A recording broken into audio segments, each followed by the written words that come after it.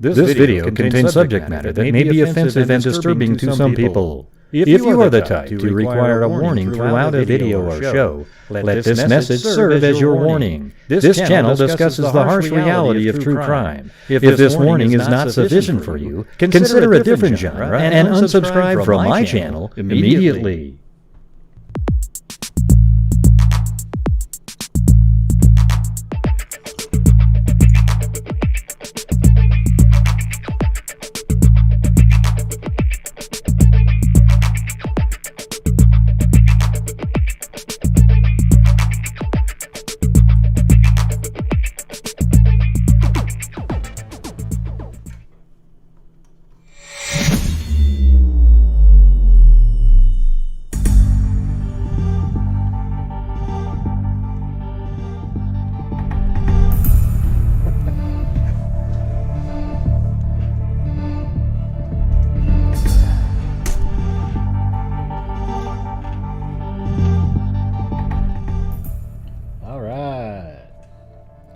What's going on, everybody? I don't know if you can hear me or not, but yeah, I posted the last night's crazy interview in the community section. That it wasn't related to Delphi, but it was related to Janice and Brandon Beitelman's murder, and I spoke to the husband, and it was like 2 hours long. It was really raw, really interesting. Hey, thanks, Brian Joe. So, because there's so many triggered people out there, I just posted it for members only.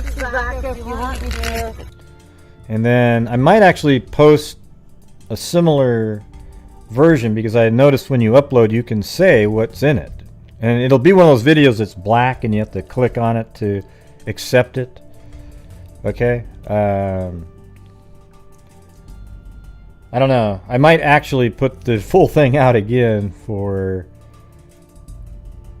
Well, you know what I could... Well, jeez, I don't know. I was thinking of uploading it again. But we'll figure out how to do it. But I hate editing what somebody's saying that you're interviewing about a murder. It sucks. Like, what difference does it make? We're not... This isn't television. You can choose to... You know, even on TV you can turn the channel. I think it's dumb when they bleep stuff out on television. Thank you, Brian Joe.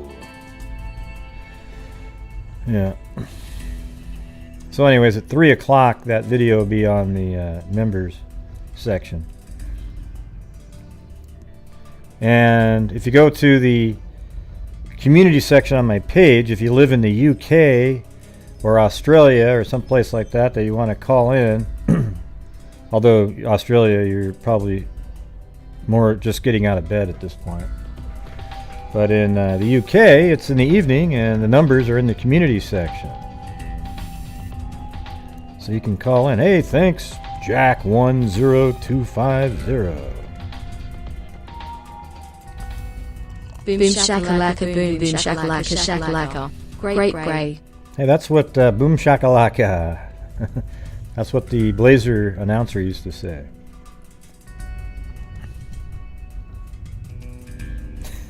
Boom shakalaka. You know, Streamlabs actually read that pretty well, didn't it?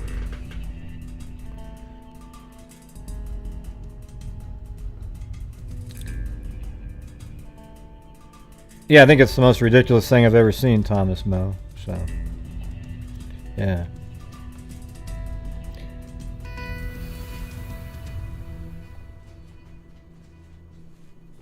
His 3D image is totally bogus, and he didn't make it, I guarantee it.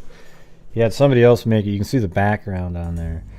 And he just, what he does is he copies almost everything that I do on my show, but I actually take the time to make it good and really learned how to do it. Like, I know how to use 3D Studio Max and all that stuff. He doesn't know how to do any of that shit, okay? I can tell you that right now. But every time you watch his show, he tries to imitate stuff that I'm doing. He uses the exact same Google Earth Pro, has the map set up exactly the same, tries to sound like... I mean, it's really... It's weird. That's what sociopaths do. They don't have their own personality, so they try to even sound like somebody sometimes. It's pretty bizarre. A lot of people have emailed me about it. I saw it myself, and I thought, well, I don't know. But it's a real thing. It's crazy.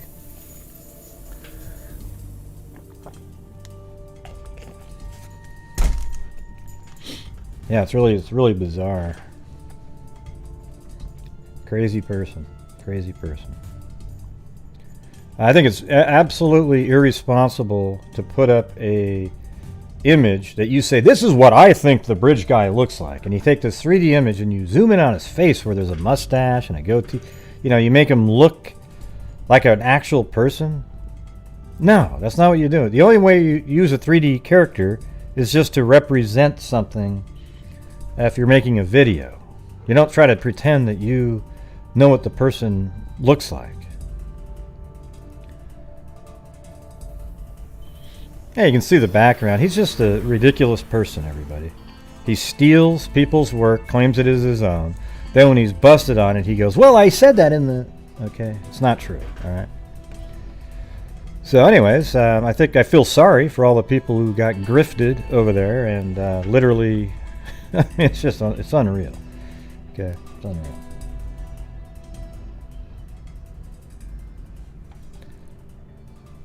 All right, so the phone lines are actually open right now. Those numbers up there, you can call in. We're going to be discussing Delphi. I've got a couple hours here. And I don't know how many new people are here. There's only 139 watching. It's kind of early in the day. Yeah, it's sad. He hasn't learned a damn thing by being in prison. It's just, and that should tell you something right there. No, don't worry about it, Olivia Russell. I wouldn't want you to go over there and get grifted.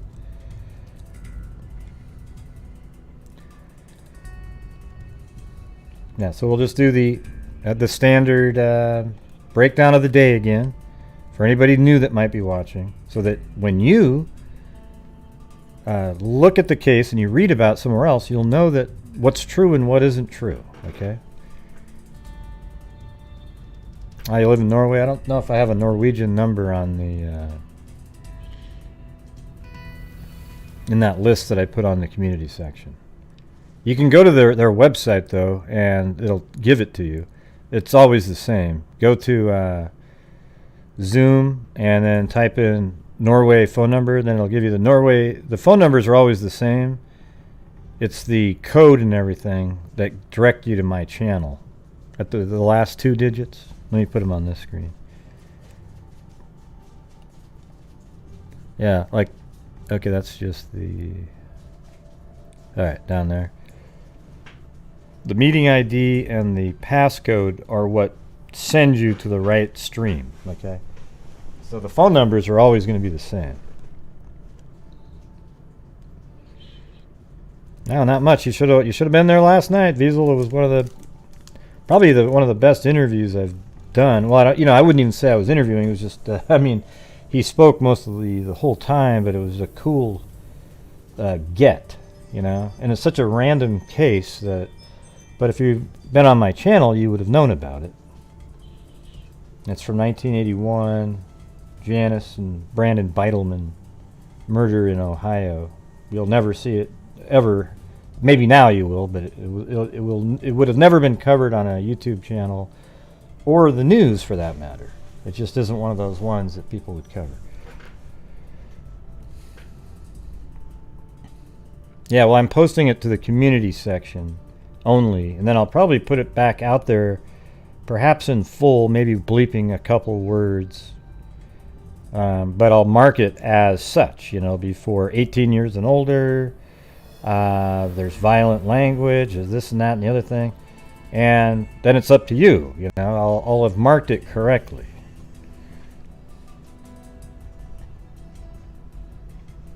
How's that sound? All right. So anyways, back to Delphi. So we're going back to February 13th, 2017. Libby and Abby were right here at Becky and Mike's house, and they were kind of hanging out, and then eventually they said, hey, let's go to the bridge. And I think it was around, they were given permission to go to the bridge only if they had a ride there and a ride back. So they secured their ride there from Kelsey, And they told Becky that they had a ride back, but they really didn't have one yet. They got that later. But Becky knew that Derrick was going down to, let's see, let me put I always forget the name of the town. It's a German name. Hold on a second.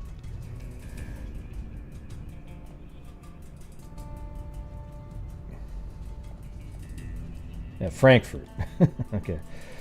Yeah, so he was going to drive down to Frankfurt, and if you look at the distance on that, that is 27 miles. And so that's from even just right there. So let's just say 30 miles, so an hour round trip minimum. And then he's taking photographs for her appraisal business. So he drove all the way down here. So he was going to be back an hour and a half to 2 hours later. And so that's what they told Becky, and that's basically exactly how it was going to work. They just got a hold of him after they left the home. You know how kids do that, right? So anyways, they left the house at probably 125, 126, something like that. And this is the route, the green route right here is the route that they took. Let me make that full screen. There we go. The green route right there. The purple one was the alternate route that they could have taken. Becky and I think Tara actually drove this way to see if they had walked back maybe this way later. So anyways, about 125 they left the home. Then they get to the parking area right here. You have to drive past the cemetery. I've made videos where I show this entire route and everything. Thank you, Crystal, a.k.a. Beaver Gaming Sub Crystal. Hey, Gray. Hey, freaks. Perfect timing for a Sunday show. There you go. So past the cemetery, I have that whole drive from the house all the way to the parking spot so you can see in general how long it would take. And they get off right here. They walk down this path. And they dropped off at 137. And then they walk down this path. One thing we don't know is what they were doing. Police probably have a great idea of what they were doing, because I'm sure they took other photographs. But between 137 and 207, when that second picture was taken on the bridge, the one that shows Abby in it, it's about 30 minutes. And it really only takes 6 minutes to walk from here to the start of the bridge. But, how kids do. They're lollygagging around, taking photos, laughing. Maybe they talk to the Pac, P-A-W-K, psycho and whack job killer, somewhere on this path right here. Definitely possible. And they walked across. So for some reason it took 30 minutes to get to this location. And then from this location, they continued walking across the bridge, and we don't know the exact time. That's one of the things I would like to have, but I think it's around, I would say 2:15 to 2:20 where they'd be on this side, but we really don't know at all. They could have been 15 more minutes. The shadow on Pac seems to match pretty well with 320, 325. And so they get off the end of the bridge over here. They get near the end of the bridge, and when they get to the side, I kind of surmise, just my own opinion, is about maybe 60% of the way across, they noticed there was this person coming across the bridge, and maybe even it was the same guy that they had seen earlier. And so they, instead of going back towards that person, they kind of just hoped that he would turn around and go back. They didn't know what his intentions were. Then he kept coming and coming, so they just kept going, and they got to the end of the bridge, and they didn't really know which way to go, so they were asking each other, which way to go, what are we going to do, because they haven't, even though Anna, Abby's mom, doesn't live too far away, they probably weren't familiar with where they were right at that moment, in the middle of the woods on the end of the bridge, I mean. So they get off the they stand off the end of the bridge, hoping the person's still going to turn around, but he doesn't. And then Libby turns on her phone sometime when he's right around platform 6, passing it, and holds it down low, kind of clandestinely filming filming Pac walking this direction. And then eventually, I think Abby's still on the bridge in the video. They just crop her out. And we're only seeing a very zoomed in version of what the real video looks like. It's probably a much larger video. Him being very small, then they cropped that out, zoomed it in, and then they deleted all the stuff they didn't want us to see in that. All right, so he catches up to them, then he says, "Hey guys," as he's passing them, like just approaching them, "Hey guys." Then he walks past them on the bridge, and then right there he says, he stands right next to them. They probably turned and were looking at him.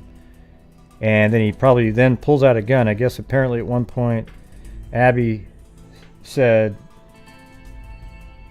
"That's a gun. Isn't that a gun?" Something like that, okay? I have somebody gave me a rendition of what was on the video years ago.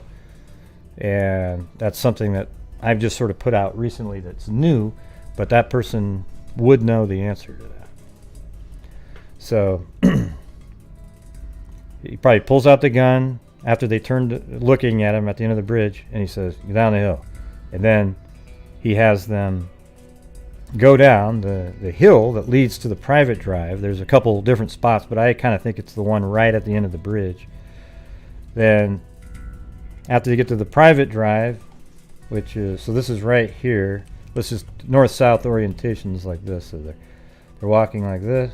He has them go down the hill right in this area, and then to the private drive, then down the next hill, and then they're found over here the following day, murdered, right in this little section, I think near this tree right there.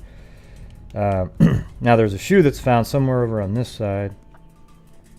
I'd always thought that the suspect, Pac, was going to take them back into this corner way back here that's down below here and really kind of isolated. And then maybe at one point they made a run for it and went across, and he caught them over here. I don't know that. That's just my speculation that they were supposed to go here. It seems odd that you would want to take them across the stream as part of the actual plan.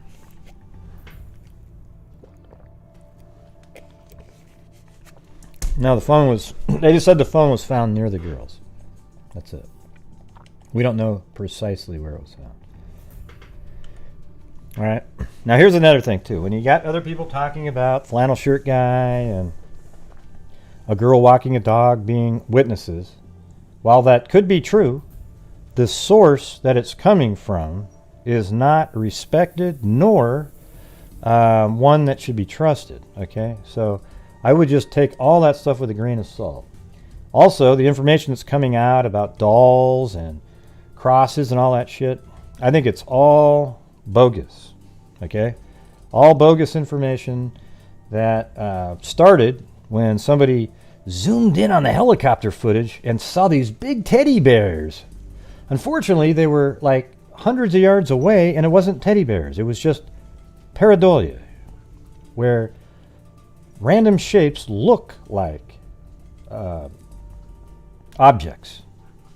Much like a cloud sometimes look like a teddy bear or a sea biscuit. I'm just kidding. Let's see. Yeah, so that's sort of my take right there, is that I don't think that they would have actually taken... It doesn't feel like that would be part of the plan. Hey, let's go across this really cold, higher than usual creek to, do what he was going to be doing. I don't know. It just doesn't make a lot. It doesn't make a lot of sense, but killers do crazy things, so can't totally discount it.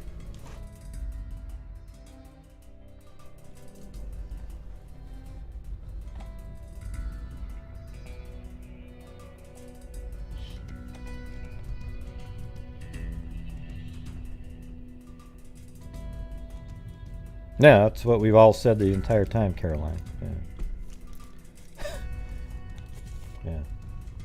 I think that they were just at the park and, or whatever, wherever you want to call this, the trails, and he was going to be killing somebody that day. They just happened to be the ones that fit into the trap and the timing of things. He kept tabs on whoever had already gone across the bridge and back. He kept tabs of all that, and he knew exactly the window that was available. And then all of a sudden, these two girls went by, and he knew for certain at that point that there was nobody across the bridge, nobody past that point, because everybody he had seen had already come back. So I guess he wasn't 100% sure, because maybe there was somebody there that had been there for hours and he didn't really know. Now the southeast side people would say, well, God, that's why he was on the other side, because over there you'd know 100% if there was anybody.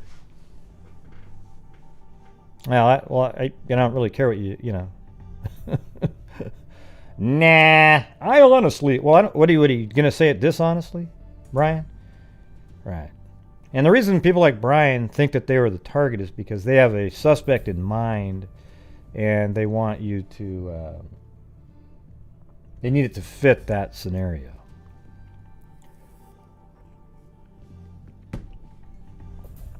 Right. You know, they want it to be about drugs or some kind of,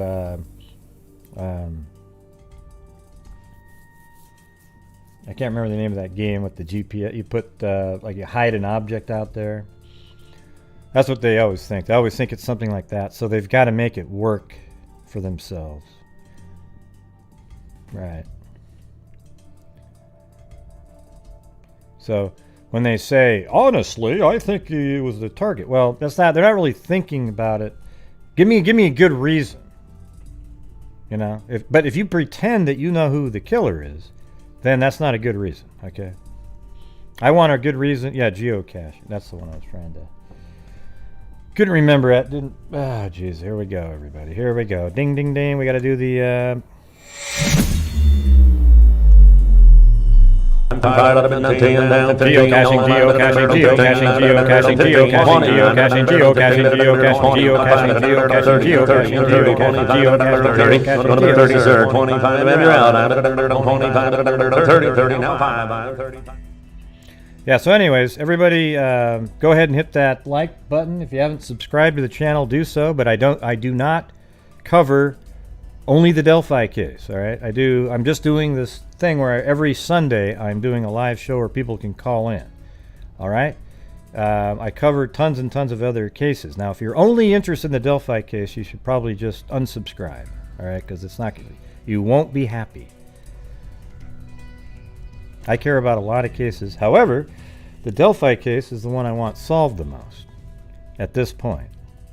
Right? And see this little green, you can't see it because it's green screen here, but this little band here I've had on every single day since CrimeCon 2 years ago. And I think it came off when I had surgery last summer. But then it went right back on. All right. So definitely care.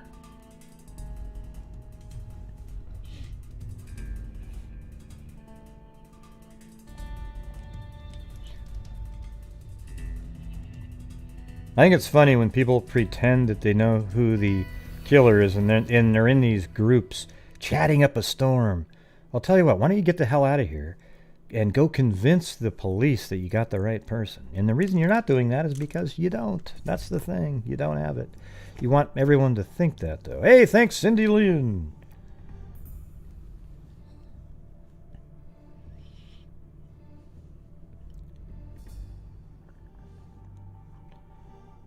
Oh, we got, look at that. You know what's weird about the Delphi case is it brings out all the trolls. It's amazing. It's kind of disgusting, actually. It's like they have that little respect for it.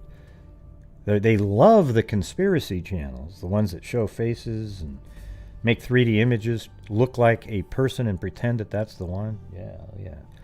Hey, thanks, Matt Evans.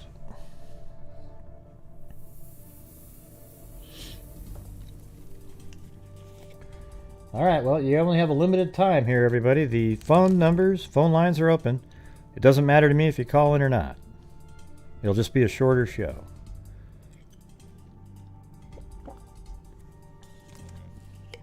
You know, we had the original press conference where Lesenby and Kim Riley were outside and they were talking about the case, and somebody asked, well, should people be worried? And Lesenby said, no, I just live your lives the way you normally live it. But Riley said, nah, I wouldn't do that. Be aware of what's going on. I didn't really understand Lesenby's comment. It just seemed like he didn't really think about it. He just went, oh, yeah. Well, no, you've got a killer out there that just killed 2 girls, and you haven't caught him, so you definitely need to be vigilant, okay?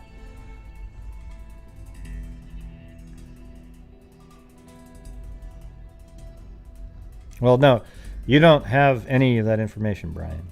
So go do your own show, Brian. Well, I'm sure a lot of people will go watch it. Thanks, Susie Heath. The attention seeker people that show up, I'm not really into. So, yeah, I wouldn't be surprised at all if the police had a suspect in mind. You know, maybe 1 or 2. Hopefully at this point they have it narrowed down. They're just trying to find. They're trying to find a way to link him, something like that. I think there's just very little DNA, a very poor sample, or after checking it through genealogy, there was the closest cousin or relative had a really low centimorgan count, which would make it almost impossible. Now, you can be guaranteed.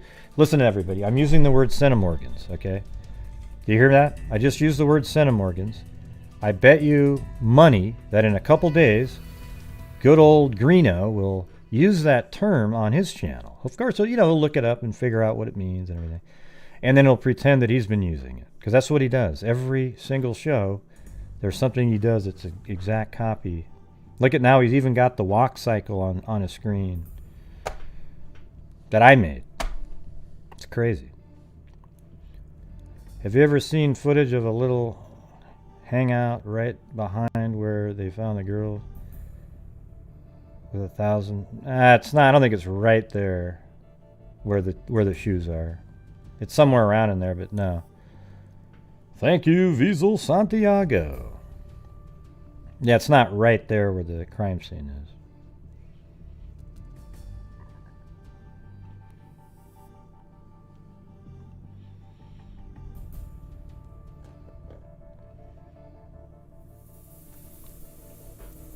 I can't believe so many people fall for the grift. It's amazing. That's the part that really, it's just scary stuff. Just shows you how the society, the mindset. Thank you, Ria Mazzarone.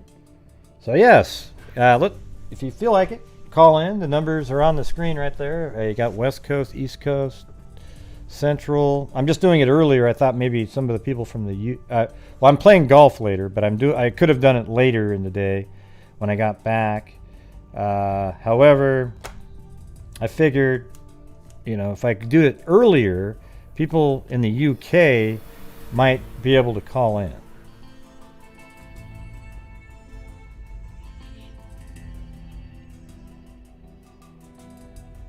Yeah, that's some scary stuff, Amistad. That's all I can tell you. It's scary. It's like none of them have ever looked up this. Yeah, don't worry about it, Simca. Don't worry about it. It's a grifter YouTuber, okay?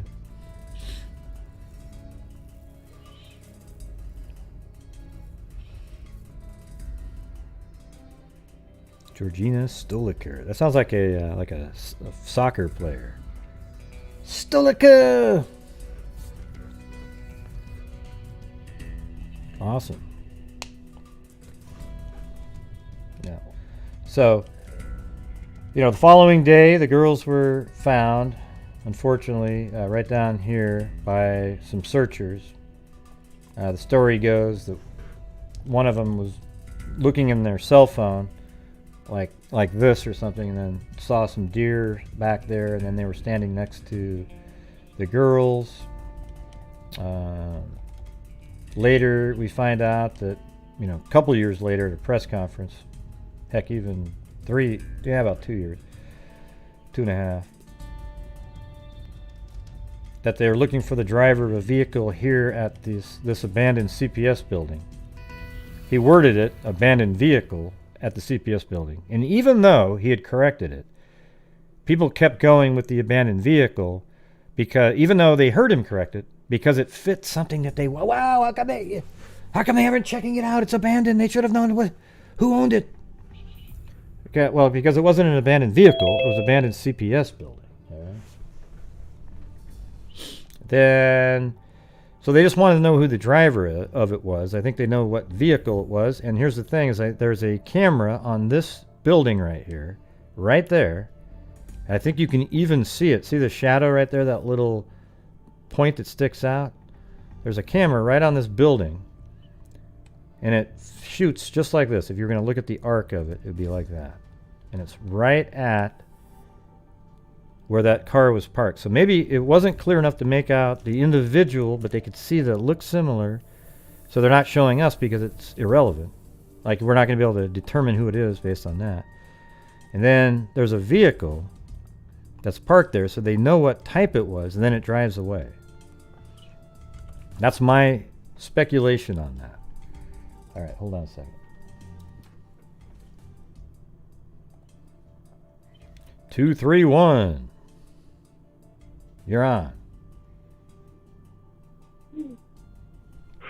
Hello? Yeah. Who's this? Paul. Yeah. What do you got? What do you got? Oh, hey, I was wondering a few things. Now, you said they crossed the river, so they would have had wet pants. Any of the witnesses report seeing a guy with wet pant legs? And that's just one idea I had. That would be something they would you think people would remember about someone. If you pass them or cross them, and he's all wet, So you think that they would remember that would stick out. And then the other thing is you were saying that the phone pinged. Someone called the fire department in the middle of the night with the coordinates of the phone pinging. Yeah, well, you there? Yeah, I'm here. Yeah, can you hear me? Yeah. Usually when you call the fire department, they respond. So I was thinking he went out there in the middle of the night with spotlights and went right to those coordinates and found them in the middle of the night, not at like noon the next day. So why would you think that? So they left them there again and then had the searchers pretend? No, they established a crime scene in the middle of the night out in the woods. And probably couldn't process much until daylight. But but what I'm saying is that doesn't make any sense because hold on a second, let me fix something. Just a second. I think we've got echo. Oh yeah, hold on a second. Yeah. That thing, there's a setting that always keeps turning on when it shouldn't be. But anyways, it doesn't make any sense that they would have they would have found the crime scene that night, and then yet the next day get searchers out there and then have these people pretend that they stumbled upon him. Why would they do that? Well, like that helicopter footage in one of those videos, they show those guys, walking up the river. I want to say those weren't searchers. They were looking for something in the water. And as far as other volunteer searchers, they weren't going to let on that the girls are found dead. There's only one other person who knows that they're dead. So they were going to postpone it a few hours to probably run down leads or something, or look for, look for someone who knows that they're dead, because only a select few would know. The firemen that found them, and then the detectives. Yeah, well, once they found the bodies, they then brought in these people. They weren't looking for people at that point. They were looking for evidence in the water. Those people that were walking in the water, they were looking for any. That's what I think. Well, no, that's what I just said. You were saying that they didn't know that they were dead yet, but they were actually in the water. They weren't looking for a person.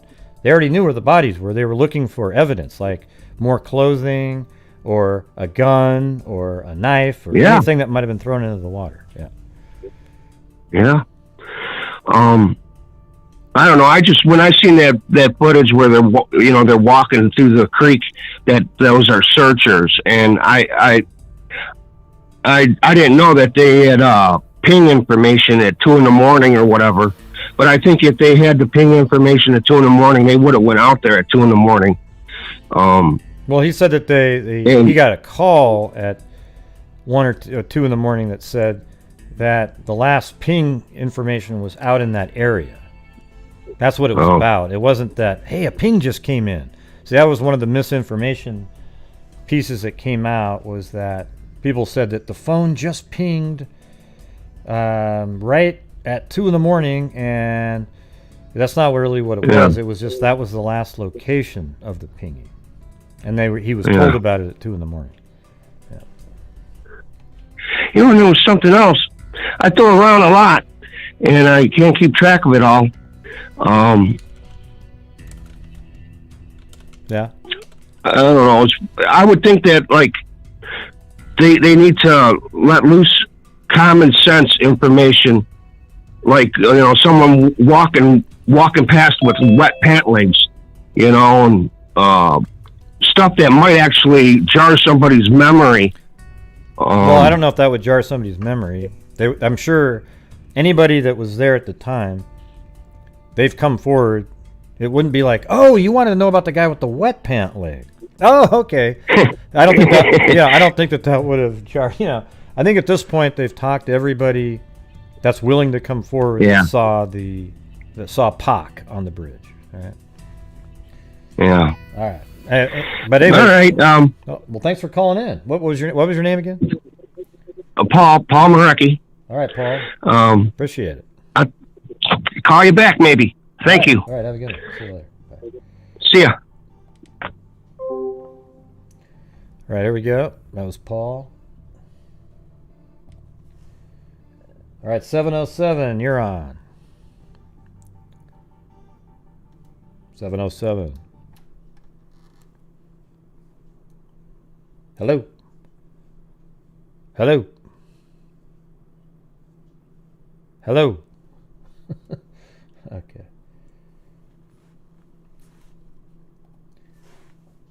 You have to unmute yourself. *6 707.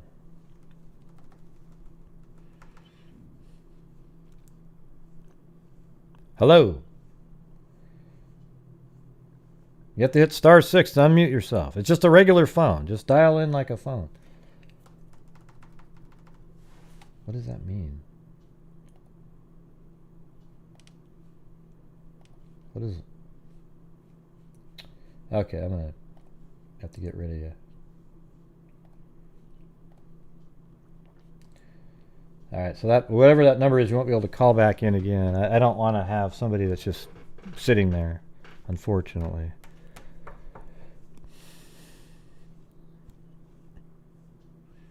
Well, it tells you everything you need to know on the... I'm not sure what's going on.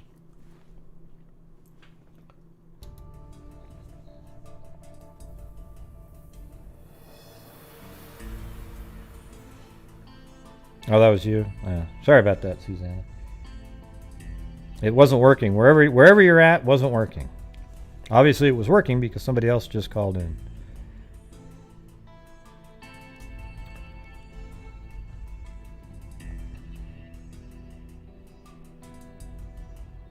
No.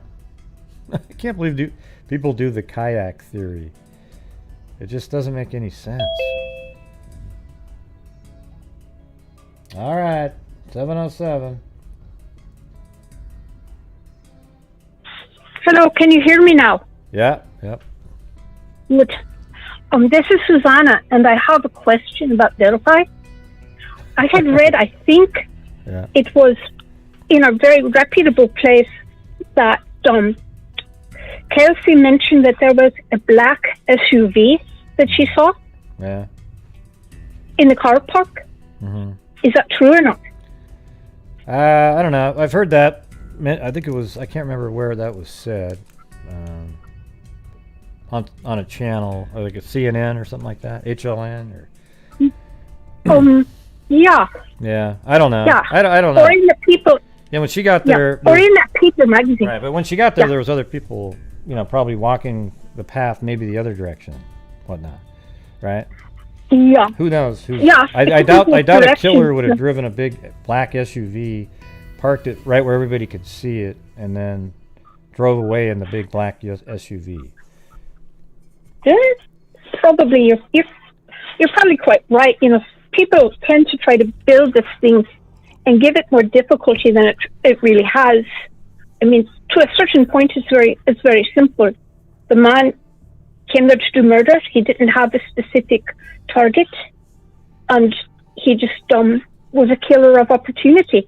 Yep. And I think that people who try to make it more than that make it more complicated than it really truly is. And you go all over the place, all over the world, thinking, well, it's going to be that, it's going to be this. I see teddy bears, maybe there was a teddy bear as the cloud that day. I don't know. So yeah, I think Wilson's razor, keep it simple. Yeah, we just got a comment in the chat. I think the case is solved. She said the girls mentioned on a spirit box section that the BG had a black vehicle last week. So everybody listen. It was mentioned on a spirit box, okay? That means we know it's true. Let me see if we can pick something up. Hold on. Oh yeah, wow, I heard some voices there. Sound like a soccer game. Sorry about that. Yeah, sounds like a rugby match up there. Yeah. Listen, if you believe in spirit boxes and that kind of stuff, you're a lunatic, all right? Sorry. Yeah, it's absolutely nonsense. Yeah, Jesus. And not only that, they said, the girls said on a spirit box session. Okay? Are you kidding me? The girls said? Oh, my God. Yeah. Yeah, that's just horrible misdirection of people who want too much to have this thing solved and will latch on to any piece of information, no matter how ridiculous it is. Excuse me. Yeah. So, no matter how ridiculous it is, and then everybody follows them down these rabbit holes. And so here I keep coming, actually I only listen to hear about Delphi because there's no rabbit holes here to fall into. It's all factual, and people need to keep to the facts that they know. Yeah. Otherwise, people are wasting time they could otherwise spend. Yeah. Well, the problem is they go down a rabbit hole, then they pick something and they stick to it, and then all the rest of the theory is based off of that one rabbit hole concept that they had. Exactly. Yeah. And the more people write things and comment things and say things, the more power those ridiculous assumptions to gain. So I'm glad to have that black SUV thing, answered. Well, I don't really have an answer for it. I'm just saying, yeah, she may have seen a black SUV there. I just don't know. I don't think that a killer would park right in the main part, the one spot that everybody parks when they go to the bridge, in that area, and then walk all the way back there and get back in his car. And I would just think he would probably drive. I mean, we don't know what he was driving, but you probably wouldn't drive right there. And the abandoned CPS building area seems like a pretty good spot because it's sort of out of the way. You wouldn't huh? Yeah. See, I've always liked the idea of the cemetery myself, coming in and going out of the cemetery. But that's just my instinctive. Yeah. Well, the only problem with the cemetery is you'd have to believe that the person parked at the cemetery, then walked all the way down that road and then back, or went across the creek, then across the bridge, or across the creek, stayed on the southeast side, like southeast side Bill always says. But that's the part that's weird about it, is it's way out of the way from where the murders took place and the bridge. Yeah. Like you have to literally go down a steep hill, walk across the creek, then get them, and then go back across the creek, and then up to the cemetery. Yeah. You see, I think, of course, he herded them across that bridge, but I always thought that he would be a very daft person if he set himself up to having to walk down that road to get to his car. Unless he keeps to the tree line or the farm line, he's out there totally visible to anyone, you know. It seems to me that would be an awfully big risk for this person who apparently has gone through this whole thing and not taken any risk that has caused him to be identified. And I would think that would be an awfully silly thing to do. So he's going to have to walk through the trees one way or the other. Yeah, but in your case, you'd have to go through the water twice or walk over a mile, an extra half mile. No, he doesn't necessarily have to go through the water twice. No, I just said an or. Did you hear my or after that? He'd have to then walk an extra half a mile to do. You see, the thing is that from the parking spot to the murder scene is 0.6. Hold on a second. Is 0.62 miles. Okay.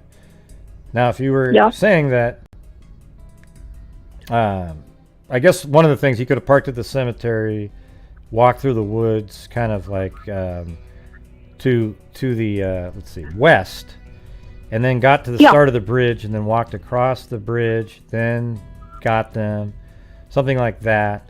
But it's let's see. Yeah, I don't know. I guess that way isn't. That would mean you really knew the area really well at that point. Like if you parked at the cemetery and walked through the woods and then around, sort of where I can't remember his name. Anyways, all the way around, and then you started to be. There was another YouTuber, I remember Randy Gravitz. He walked around like this, and he walked over this direction. So maybe you could say that, he was at the cemetery, walked across like that, and then sort of in this area waited. I don't know. Just some stuff doesn't make sense about that to me, because he wouldn't have a good view of who's been there or that kind of thing. Yeah. It just doesn't make logical sense to me that this person would expose himself walking on that road. That's the only thing that bothers me about following directly that road. Now, I would believe it if he kept to the tree line. As you can see, there's that farmland there, the brown, and below it is the trees. Now, if he kept to that tree line as much as he could, then I believe it more. But he might have been on. I have a really hard time still. Yeah, but he might have been on the road with something on, more like covering his face, so he didn't care that much. Like in Cheryl Coker, remember that? He just kind of always looked down. Maybe took his hat off. Who the hell knows what he did? He could have walked partially that way, then cut across. There's a million things he could have done. All of it is supposition, unfortunately, and we don't really even know 100% for certain that car in the abandoned CPS parking lot was even the one that has anything to do with the killer. They haven't directly said this thing, have they? Has said what thing? That car in the abandoned car in the derelict CPS parking lot belonged to the killer. No, they haven't said that sentence, but they want to know who the driver of that vehicle is. So maybe they think that the driver of that vehicle is the killer. I doubt they're looking for it. We think he's just another witness. I don't know. That'd just be kind of a strange place to wonder about a witness being. They must think that the killer went this direction and was over here at some point. Yeah, they might have had enough on the video from that meat packing plant, maybe, to give them that, impression, I guess. No, It's no, just I don't look at. I don't buy anything into the meat pack. The meat packing plant does exist. There was video on there. There's no way in hell that you could look at the video, and say, "Oh, look at that! There's the van that's missing." None of that shit has anything to do with It's the only thing that's interesting is, hey, there's a meat packing plant, and thousands of people work at those places. So maybe it's one of the people that worked at the meatpacking plant. The video itself is meaningless. Okay, it really is. Yeah. So it really couldn't give them an idea of who came and went from that sedan-looking car. Then that helps me in my mind. But I've been pondering on it for 16 months, and I can't see a logical way he would come and go. Yeah, where he'd be confident. I think the confident way would just be walking back on the trail. Nobody knew that he had killed anybody, and he's just kind of keep his head down, walk, and then he goes over the Freedom Bridge. And I think he got back onto the trail at some point after where you would park. He could have done what you said, though, and gone from the cemetery and got back on the trail halfway between the Freedom Bridge sign and the start of the bridge. He could have cut across, then started walking, and he just wasn't noticed by people. He was just kind of walking with his head down or something, and nobody knew what he could look like. There might have been more people that even saw. Yeah. The man is so bloody ordinary looking. Okay, he's an average ordinary, at least from the picture, as good as it can be. He's wearing average, ordinary, nondescript clothes. Because, jeans and boots and a blue jacket is like a uniform almost. You just don't notice people like that. Yeah. And you can walk. I do it, and I try to be situationally aware. Mm-hmm. And I could have walked past that bloke. Yeah. He just looks like everybody. He looks like 1,000 other people that live in Delphi. But here's the thing. I got another caller. But before you leave, you got to do your. No, before you get off, you got to do your Lucky Charms one more time because somebody wants. Okay. I must prepare for this right now. Okay. Those Lucky Charms, they're magically delicious. See, boom. She could have been on the ads all those years ago. Man. Yeah, I didn't do my best efforts. It's so early in the morning here. Lucky Charms. Those Lucky Charms, they're magically delicious. Yeah, there you go. That was it. Yeah, that's my better attempt at it. So, and now my husband's over there smirking at me.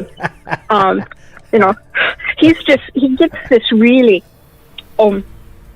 eat shite smirk sometimes. And he's got it, yeah. Oh, yeah. Yeah, right. Yeah. Okay.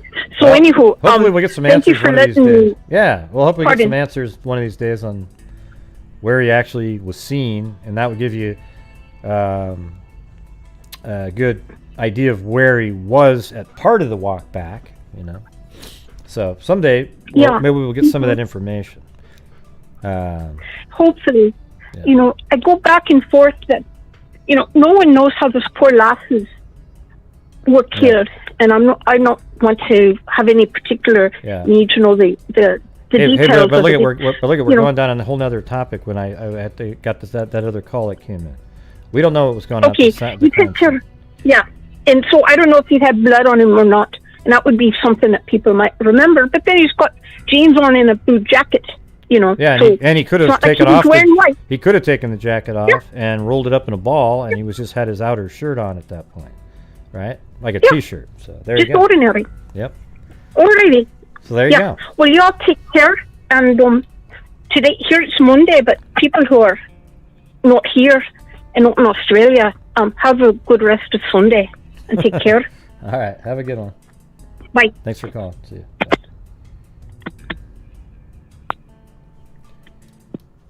That was Susanna. Okay, 917. You're on. Hello? Yeah. George from Brooklyn, New York. Okay, cool. What's going on? Yes. Okay, I have a question. Something that's been bothering me about this case, and I've been trying to search as much as I can, and all medias about this. is if there were drones used with heat signatures on this case the day of the searches. Wait, what were you asking? Was there drone used? I kind of muffled. Yeah, heat signature drones. Just look at your heat signature, look at bodies in a wooded area where they used. Apparently, there is a guy that flew a heat-seeking, infrared drone out there, and I actually messaged with him, and he doesn't even remember where he flew it. See, that's the. Well, so the problem is that's the problem. They weren't going to be looking on that side of the creek. So even if they went out there, I've talked about it before. Let's say you flew it, you might have flown it just on the west of the area where they were found, but then all the way around to the west, because you wouldn't have thought that they crossed the creek, right? You'd say, well, don't look over there. They wouldn't have crossed the creek. So look way over here in the woods, and but he didn't remember where he flew it. Also, he didn't remember because I thought that by the height alone of the drone, that it will have a 360 view. So you will be able to see the signatures of some bodies that were just killed. The heat wouldn't have dissipated. It would have been shining like the North Star. Yeah, I don't know if it would have been... I know when it's higher, you get a lot more field of view for sure.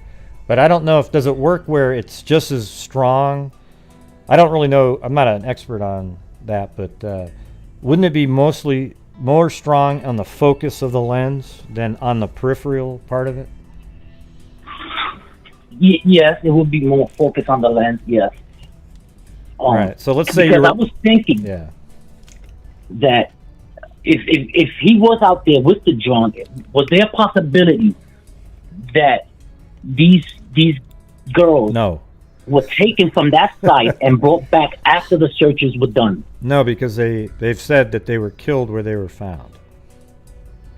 They were killed where they were found. Yeah, here's the thing is sometimes stuff just doesn't work, How do we know that? Let's just say that, let's just throw this one out there. Let's say Abby got really wet. Maybe she even fell when she ran across the creek, and then she was killed. And this would have been at 2:45 to 3 o'clock.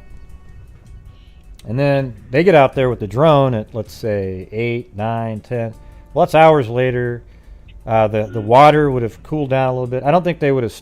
and let's say they covered Libby up with some branches or foliage of some sort.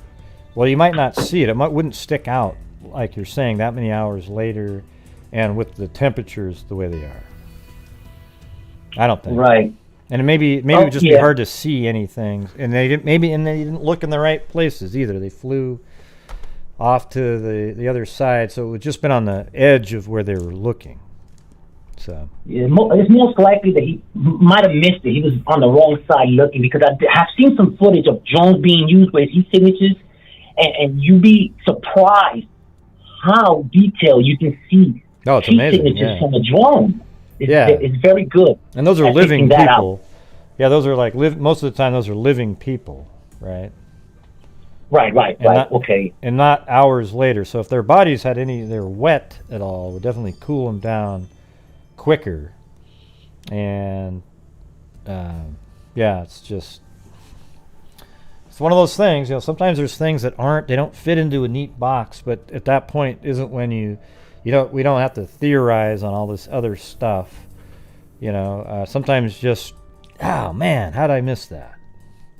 Right. One more thing. The only thing we have to go by is the footage on the bridge and the voice, guys down the hill. Yeah. Now, Wait, say that again. Say that again. Wait, say it again. It sounded so similar. Do it again. I'm just guys down the hill. I'm just kidding. I was thinking, hey, listen, you don't want to say those words on my show because you got these wackos that show up and they go, "Hey, did you hear the way that guy said that? Tip him in." Yeah, I know. Thankfully, you have a New York accent, so it doesn't sound. Yeah. It's not like this, guys down the hill. See how good that was? Because I've imitated. Yeah. Yeah. All right.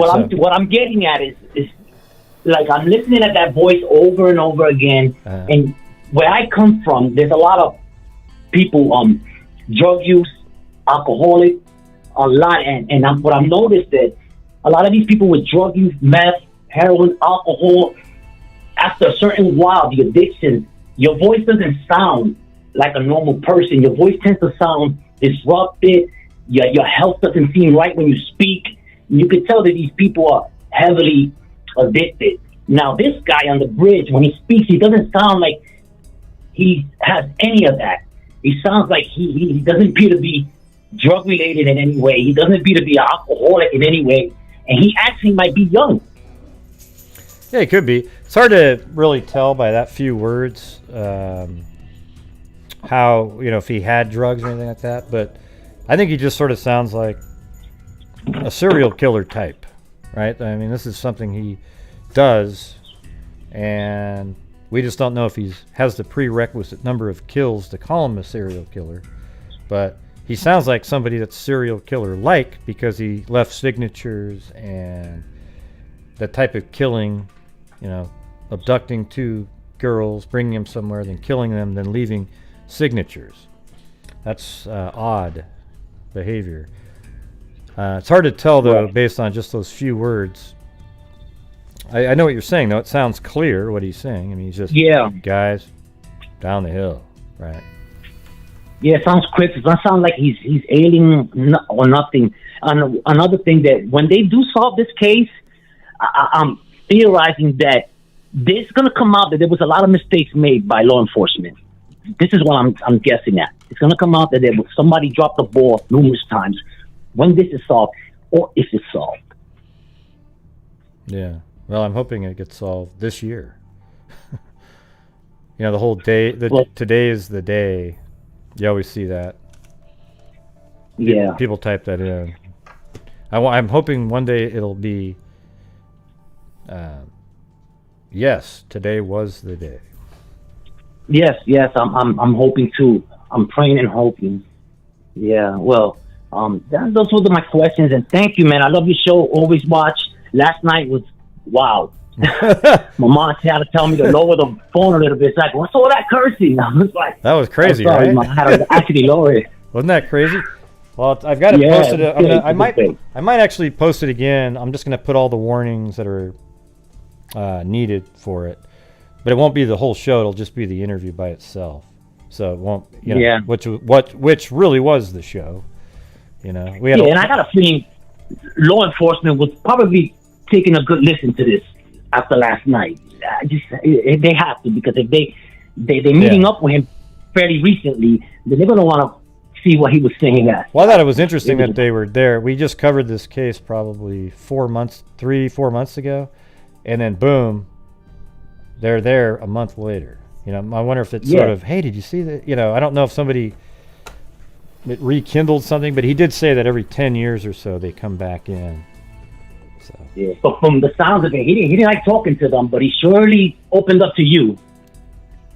Yeah, no, it was cool. Yeah, so he said he doesn't even mind if I share it with law enforcement. He wants them to hear it. So I might even reach out and say, hey, here's the. Do you guys want to take a listen? I mean, he seems pretty. Well, here's the thing about last night is I found it interesting that they would spend that kind of money sending out 4 detectives all the way from Ohio to Texas if they weren't maybe they were convinced on something themselves, but because they've got stories. So let's say he has all these old family members that talk about, oh gosh, man, he was mean, he did this, he did that, he did this and this and that. So maybe that makes him a suspect. And they've just got to clear him. I think they wanted to get a feel for him. Then they got his DNA. And then they're going to compare it to the DNA at the scene. And I think they'll probably...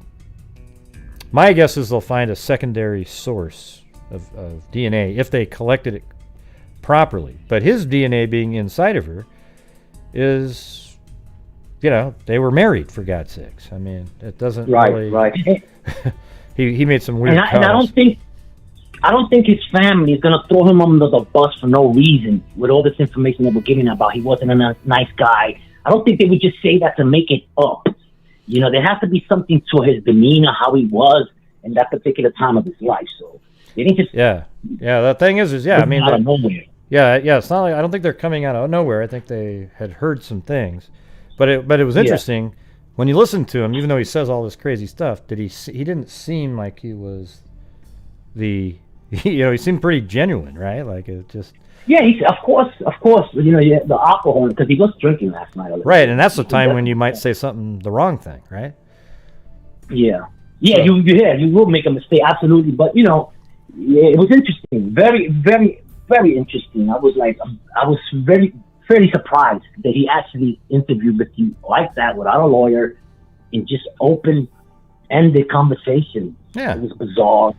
Yeah, it was cool because it was just so random. I just thought when I was editing the video for Nefarious, the channel, I said, let me give this guy a call. Let me see if I can find him really quick. And God, he was easy to find. Yeah, and you did get lucky because he had just set up his voicemail. He didn't know how to work it, so he wasn't even sure he had set up his voicemail, so you're lucky you even got that.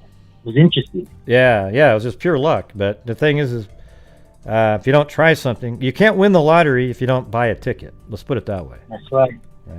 Yeah. But thanks, Greg, man. Thanks for letting me call in and keep doing what you're doing. Hey, appreciate it. Hey, thanks for calling in. Glad you listened last night. It was good. All right, man. All right, man. Have a good one. Thank you, Greg. Yeah. That was George, right?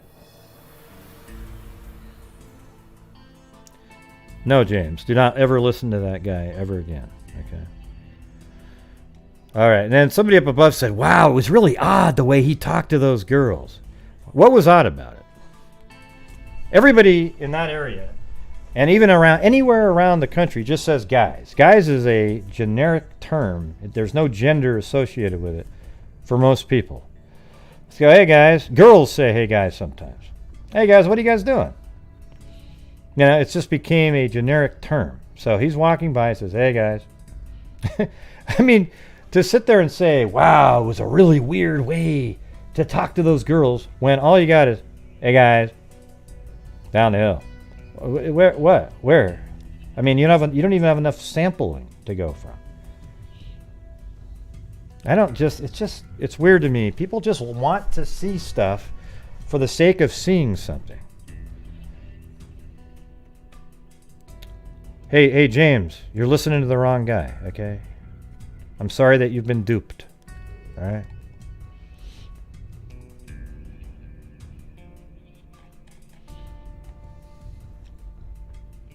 And another thing, too, is, yes, Toby Lesenby admits that they looked into him a couple times early on or something, okay? But here's the thing, everybody. The FBI was in charge of this case. Do you think the FBI is also in on this? And also, by the way, if you want to support the channel, unlike other YouTube channels in the same genre here, when you send money to help support my channel, I send a large portion of it to charities. And as a matter of fact, if we go over to this screen right here, you'll see that last year this channel donated $22,000 to a whole bunch of different charities. This year, we're at $11,500. $7,000 of it, however, is in a DNA fund, but I've actually sent it in for the use by identifiers and Colleen Fitzpatrick for identifying Jane and John Doe's or even DNA from a crime scene. And then we've also donated $400 to Texas EquiSearch, $500 to the Innocence Project, RAIN, which is Violence Against Women, $900. Okay, and then NCMEC, the National Center for Missing and Exploited Children, $2,700, and I think 1,000 of that, or let's see, at least 600 of it was in the name of Abby and Libby. Okay, so there you go. So just hit that little super chat button and get the ball rolling. All right. Although here's the thing: is I think we have a lot of the people that watch some of the other channels here, so it won't happen. I was just about to answer that phone. Just about to answer it. Oh well. Which is federally regulated, and the rail bridge must be inspected semi-annually. Okay, so what? What does that mean, Sean? Thank you, Linda Howe, as in Linda Moulton Howe of the Cattle Mutilations and Crop Circles. Yeah, we're going to be sending, I sent Linda this little tiny lamp with the cow and a beam of light zapping it up. It's really, it was on Amazon. It's not really a high-end lamp or anything, but it should be pretty funny. Thanks, Jamie Harold.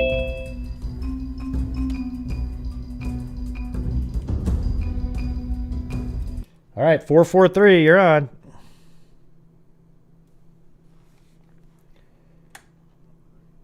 Yeah, who's this? Oh, hold on. Hold on, we got some music playing here. Thank you, Jamie Harold, Miss Marple. I had to turn that off. Okay, what's going on? Who's this? It's Ziesel. Oh, it's Ziesel. Hey, how's it going? Hey, man, I want to call and talk about a couple things. I know I call in a lot, but all right. I already told you my theory about. I think that this guy possibly was just driving across state. Hold on 1 second. Jesus. Chewbacca? I hit the wrong button. Oh, I'll be Chewbacca if you want me to. Wow, hold on. Let me get to the other. I was trying. God, you got a free Chewbacca. Hold on a second. I'm trying to get to the screen that has the. There you go. All right, go ahead. I'm Chewbacca today. Nah, I was saying, I told you about my theory before, how I think maybe he was just traveling across country, stopped there for a few days, and that's why they haven't found him, because he just kept on going wherever he was heading at before. But if they really believe that he is from that state or he is from that area somewhere, I think that the only possible way, maybe this guy could have been special needs or something, and he was growing up with like his parent or something, and they may know who he is, and he could be still living in their basement somewhere, and they just love him so much they don't want to give him up. Oh no, the basement. Oh God. Zozo always says, I think he's a guy that lives in his mother's basement. So now she's all excited because you said basement. I think he's just some. I think he very well could just be some normal seeming guy that lives in a community with other people, and then he goes out and kills. That's my theory too, but like I said, this was a theory if he is from that area, and why people haven't found him is because he's possibly special needs. He doesn't leave his house much, and that's why they haven't found him yet. But I originally think, like I said, I think he was just some guy traveling across country and stopped there for a few days, might have been sleeping somewhere in the woods just to take some time away and set up his trap. But another thing I want to talk about was the familiar DNA. You know, a lot of states are trying to pass a bill right now to where only particular felons can have the DNA taken because they're saying it's like invasion of privacy or some shit. Excuse my language. Mm-hmm. No problem. If you listen to last night, if you listen to last night's show, you weren't even. You were like rated G. I mean, it was the guy I interviewed last night was nuts. I mean, he wasn't nuts, but he went nuts. Like he would just say whatever came to his mouth. He didn't mind. Right. So, anyways, go ahead. Yeah, that with the familiar DNA, they actually just passed a bill here in Maryland to where only certain felons can be swabbed for DNA. They're saying that familiar DNA stuff is invasion of privacy, but like people were saying, well, the bill was about non-violent offenders not being able to be swabbed for DNA, but a lot of times it's non-violent offenders that commit violent acts, like drug dealers. Just because you're selling drugs doesn't mean you're a violent offender. But most of the time, a lot of killings here are due over drug matters, you know? So I don't understand how they could try to pull something like that, you know what I mean? Yeah. Well, I think if you're committing crimes as a felony, that right is taken away from you. Yeah, well, I think they should put all criminals' DNA into GEDmatch. Exactly. Not just CODIS. See, CODIS is the first.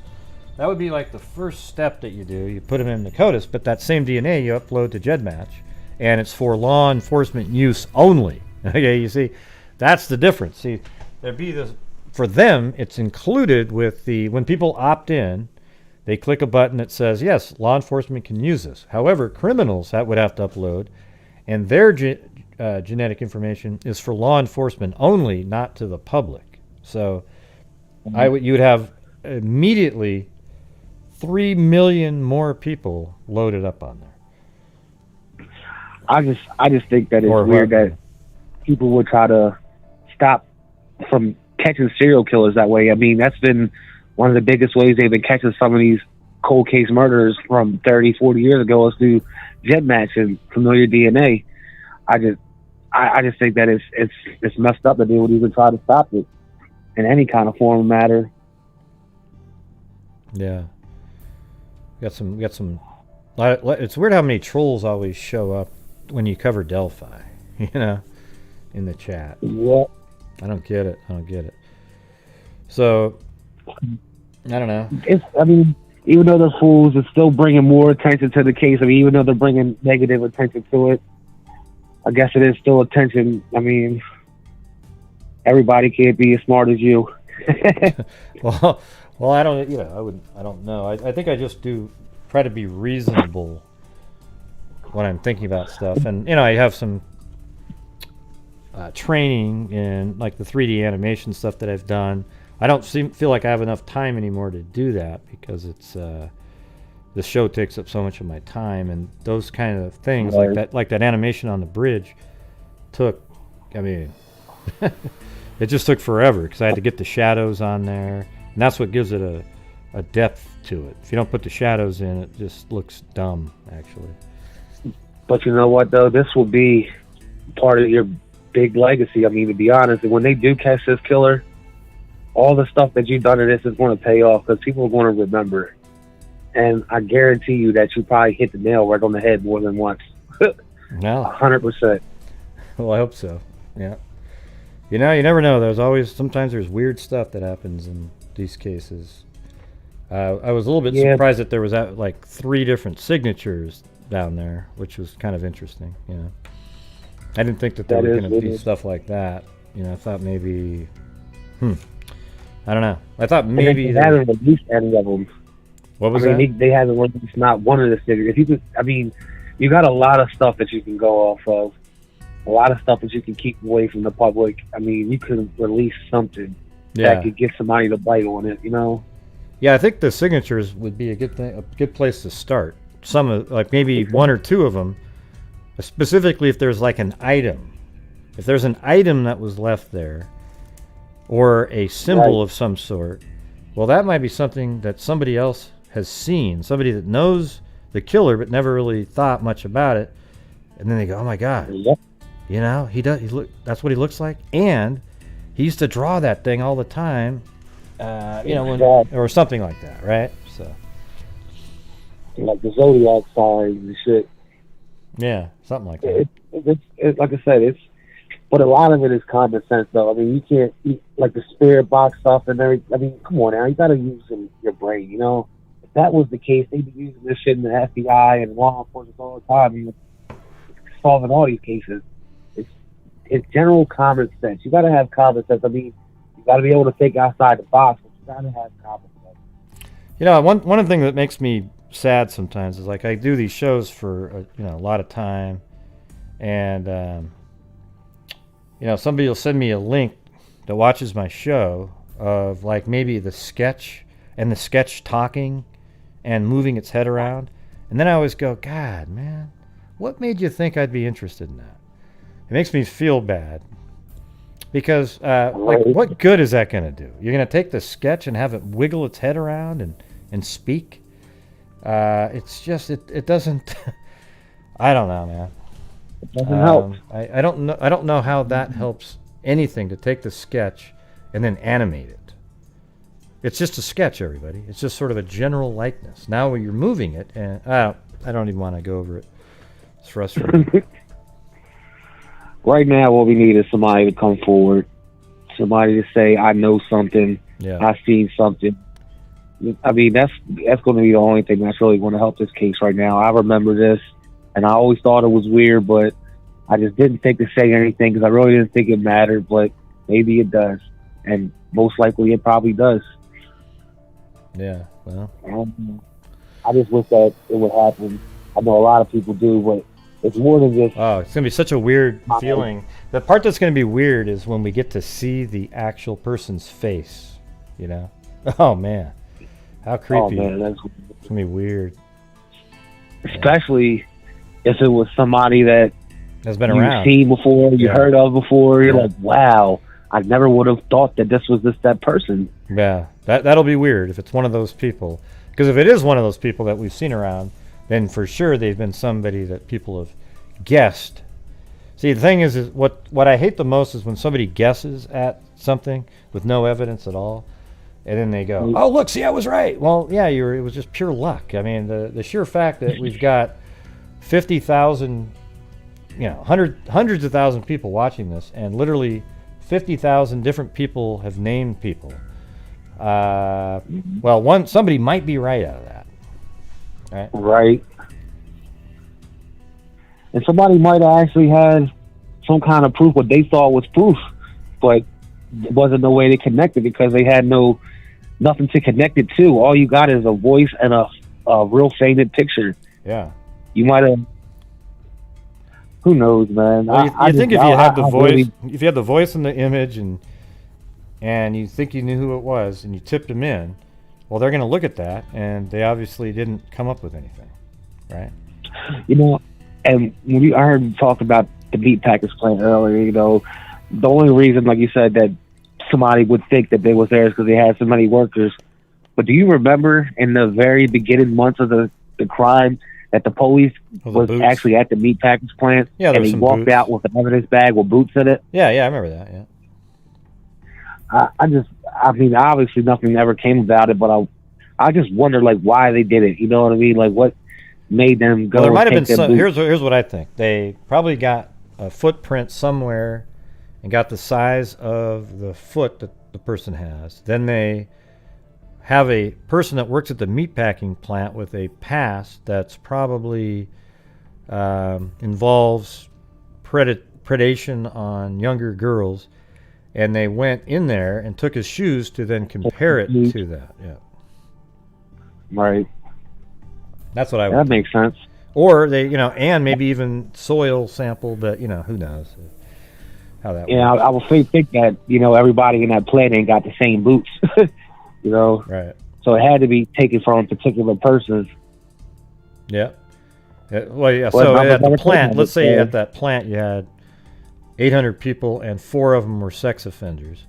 Well, maybe you took the boots from, and then one of them was, 6'8", and then they found one that was like, okay, this guy's 5'6" to 5'9". He's a sex offender, works right there. Let's check this out. And they had to have gotten some kind of footprint from somewhere. I mean, especially if they went across the creek. Yeah. They got a footprint. Yeah, especially, so they definitely had a size comparison to go off of. I'd say the best chance would be on the other side of the creek. Right, the sandbar.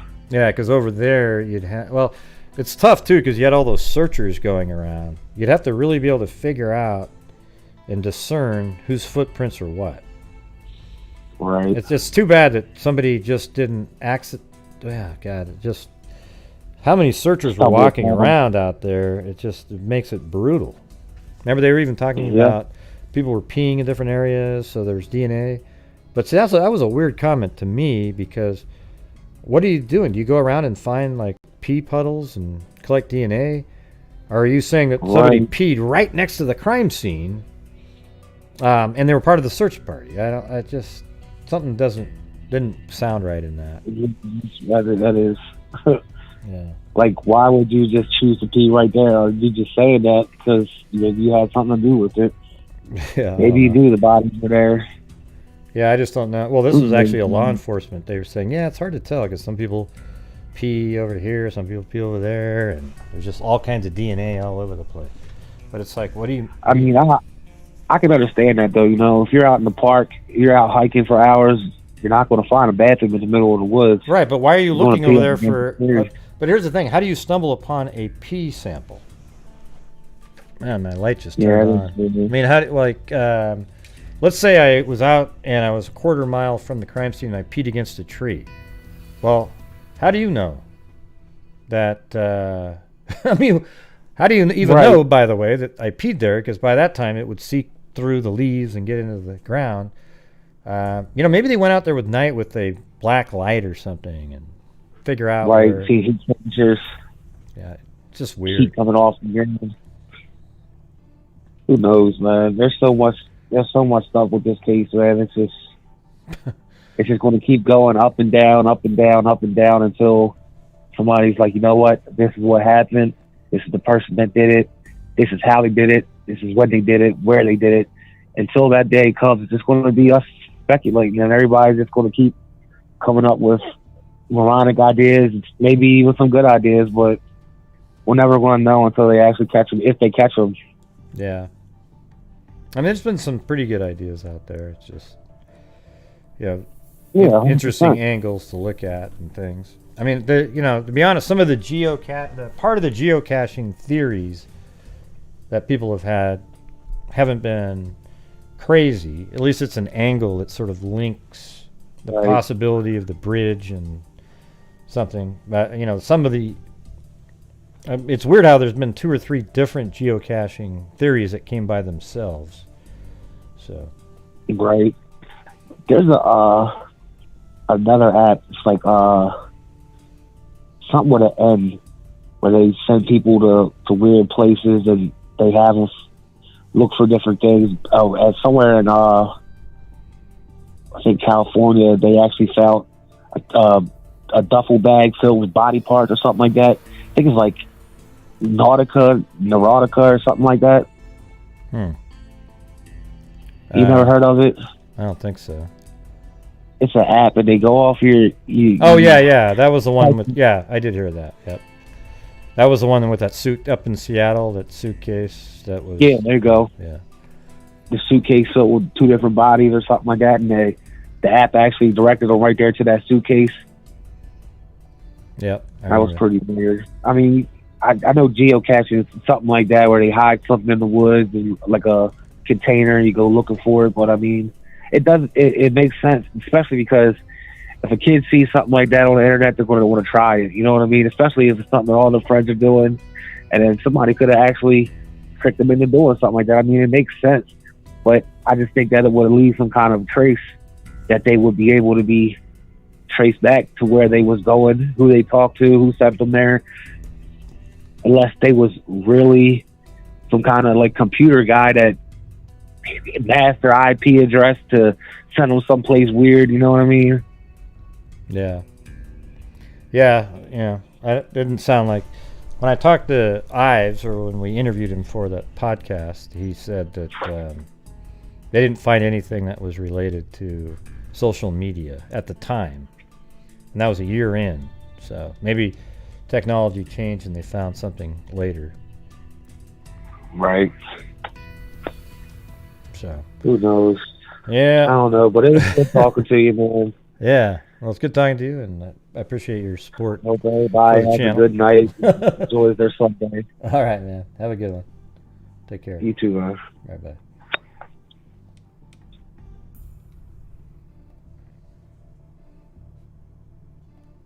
Yeah, it's sad. It sort of gets depressing after a while. Yeah, so everybody's up there talking about, hey, yeah, maybe he lives in a cabin or the basement. Yeah, or, the thing is, he could live anywhere, right? He could live in a lean-to. He could live in a 2-man tent, maybe a 3-man tent, 4-man perhaps even. He could live in a upside-down canoe in the middle of the forest. He could live in a, there's nothing that's more likely than anything else. Well, actually, I would say that it's more likely to live in a house than underneath a canoe or a lean-to, all right?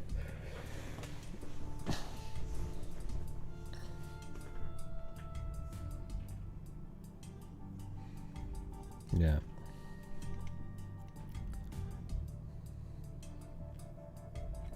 That's all you got, Thomas? You came up with that one? Just, man, you got to be a little bit better troll than that.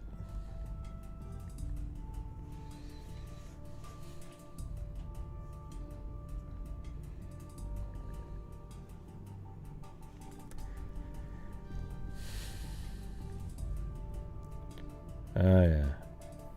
All right. Okay, screwball.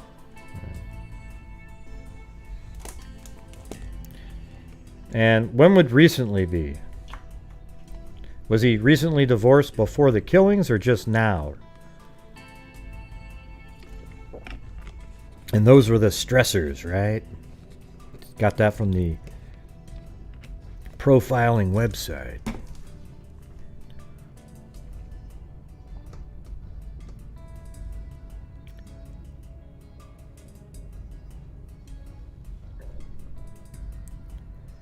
Did the killer know? I can't see. If it's not a super chat, I can't see the questions. All I can see is the great calls debunk the junk. Oh well. That's what the super chats are for. You have them read, a question, and then I'll let you know what I think. That's what the original meaning was. So the phone was turned away when the video was taken. Huh? That doesn't make any sense. No, it was filming the suspect.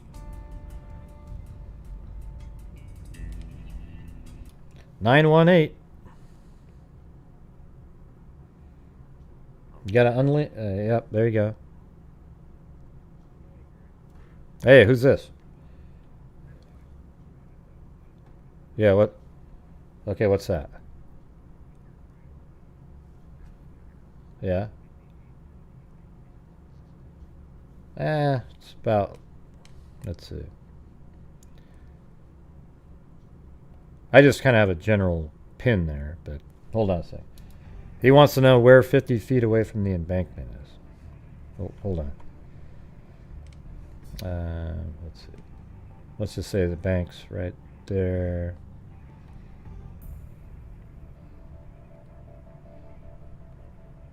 Oops. That's about right here-ish. Right there. Yep. See that? Okay. It gives me a general grid of where the bodies would have been found. Well, I put him. You know, if I was going to be right on 50 feet, he'd be about a quarter inch down the screen. But so basically, right where your little guy is, that's basically where the bodies would have been placed. Yeah, just somewhere found. Right in this area. There's a tree right next to the river, and then I think it was probably in this, more like right in these trees. Kind of like when they say 50, what they said in between the like grove of the trees. Yeah, like when he says 50 feet, does it really mean 50, or was it 47 or 52? You know, I don't think it was like 50 feet on the button, right? That's just sort of a general. Yeah, you know, somebody probably said, "Hey, they're about 50 feet from the water," right? And then he, that's what he said. 50 feet. You know, I just doubt that there's this exact number like that. So basically, if I was like on the embankment of the creek on the other side and looking upward, you wouldn't be able to really see the bodies. You mean on the other side of the creek? Yeah. Yeah, I don't know. We were talking about that the other day because right here, it is 554 feet, okay, above sea level. And then right here at the crime scene, it's only 558.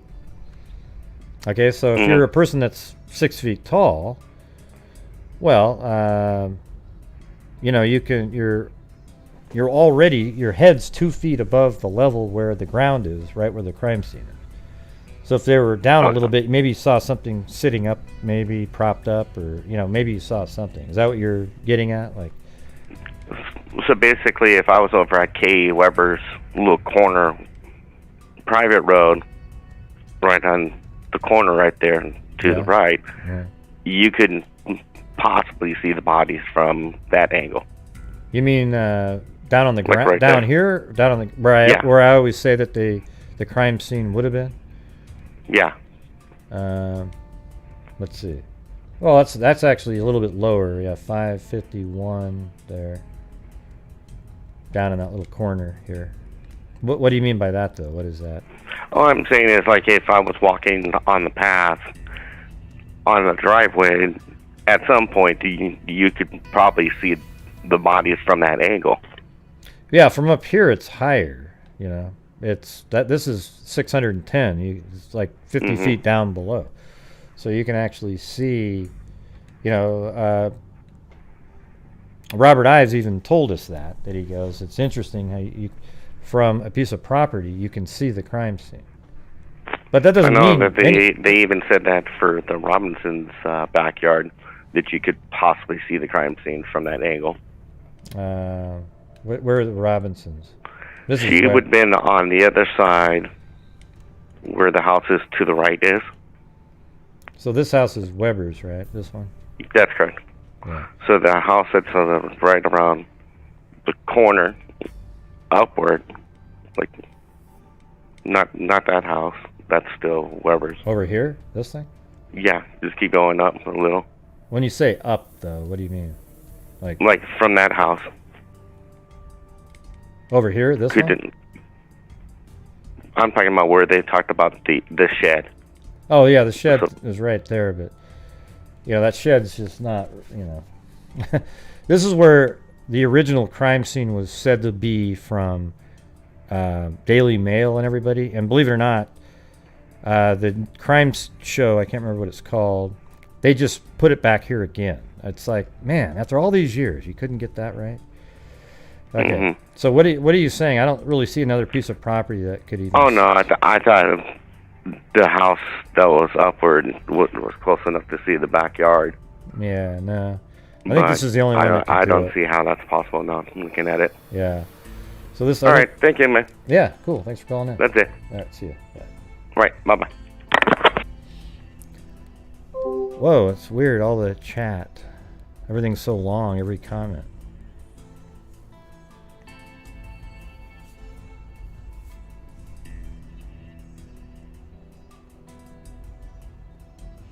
So we have another Gene Fish in there. Is that real? How's that possible? A guy, though. Gene Fish and Gene Fish.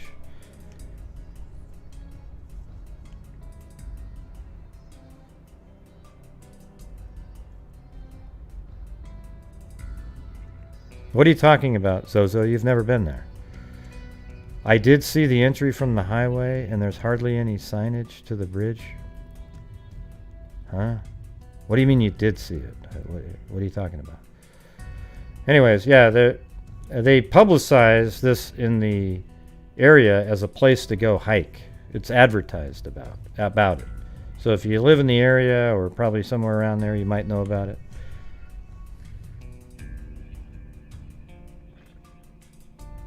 Ah, Jesus. Footage. He doesn't look fast. Little Delphi killed the woods. Yeah, it's not. No, it's not a short distance, Thomas. You're wrong again.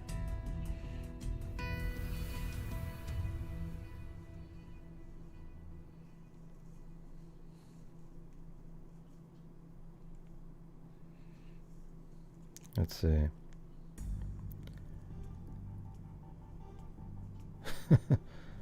Yep. Spirit box.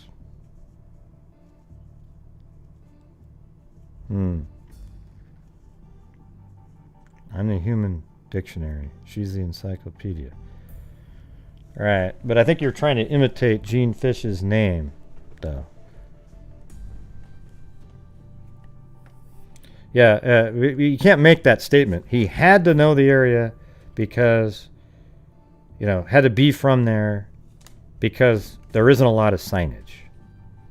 It could just be that he heard about it, drove out there, and got to know it a little bit, and planned out his actions.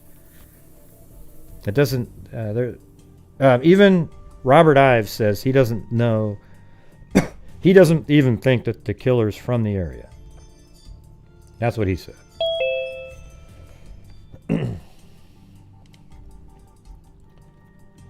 All right, 203. How come only guys are calling in, by the way? 203, you're on. Hey, it's a miracle. The first woman to call in. What's going on? Who's this? I was just going to call because I think it's remarkable. I grew up in upstate New York, and around the time of Son of Sam, and even upstate New York, we were petrified of Son of Sam in a city of millions of people.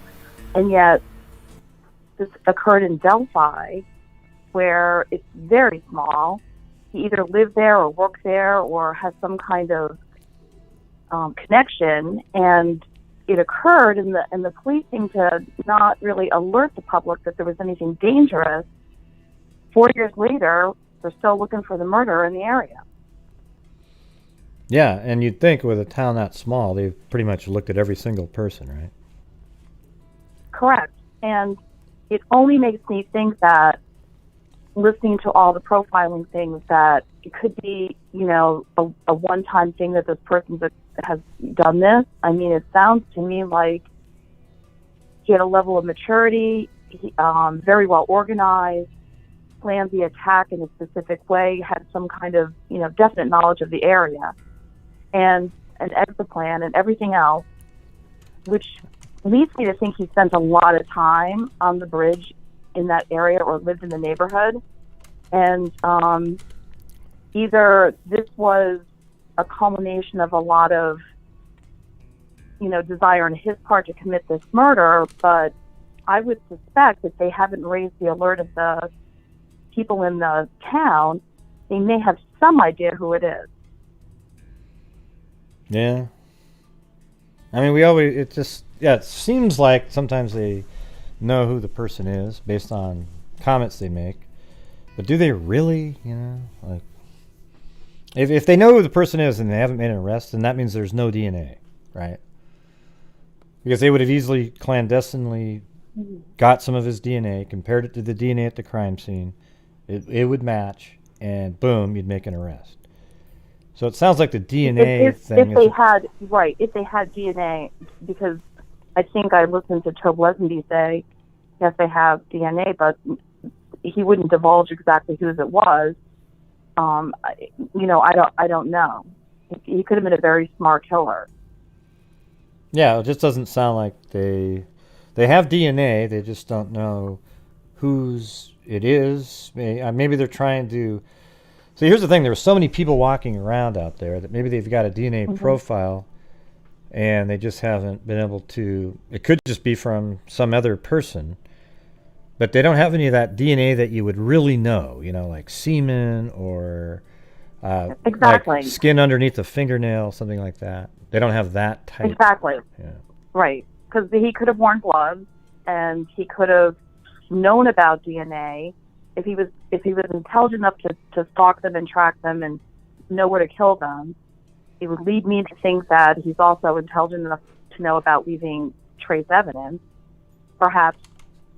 Maybe I suspect he could have exited through the creek again, possibly knowing it would wash off DNA, and possibly even taking, I think there was a garment found, even leaving it in the water deliberately, knowing that DNA might be found. Yeah.